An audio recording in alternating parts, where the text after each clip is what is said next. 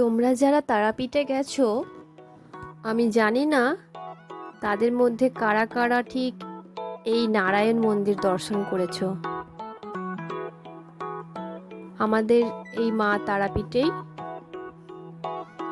খুব কাছেই আছে নারায়ণ মন্দির।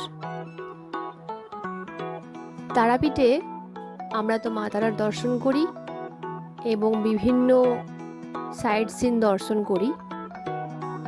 তার মধ্যেই এই নারায়ণ মন্দিরটি নতুন তৈরি হয়েছে। খুবই অভূতপূর্ব একটা মন্দির, এত সুন্দর মন্দির। আমরা সন্ধেবেলা গিয়েছিলাম, তখন লাইট জ্বলছিল। মন্দিরটি পুরো মার্বেল পাথরের। তোমরা যারা এখনো দেখোনি তারা ঘুরে দেখে আসতে পারো।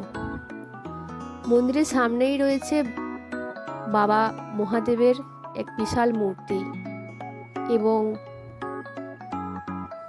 এই পাথর এবং জল দিয়ে খুব সুন্দরভাবে সাজানো হয়েছে। এটি হচ্ছে নারায়ণ মন্দির।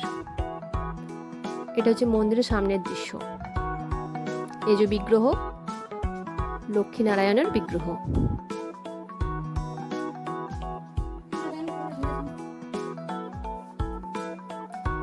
মন্দিরটি পুরো মার্বেল পাথরের,